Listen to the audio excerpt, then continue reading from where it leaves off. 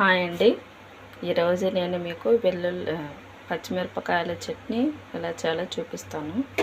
ముందుగా పచ్చిమిరపకాయలు ఒక 4 లేదా 5, తర్వాత ఒక టమోటా సన్నగా ముక్కలు తరుక్కోవాలి. 2 లేదా 3 రెబ్బలు వెల్లుల్లి రెబ్బలు, ఒక ఉల్లిగడ్డ, ఒక వంకాయ వేసుకుంటే వేసుకోవచ్చు, లేకుంటే లేదు. వీటన్నిటిని ఒకసారి బాగా దూరగా వేయించుకొని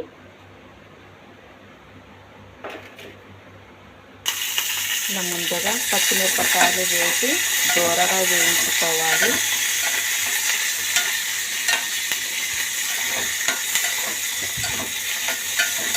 ఇది వేగాక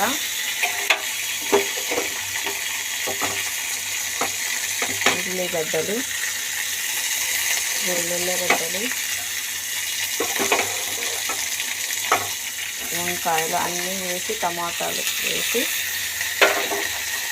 దూరగా వేసి కొంచెం వాటర్ వేసి మగ్గించుకోవాలి.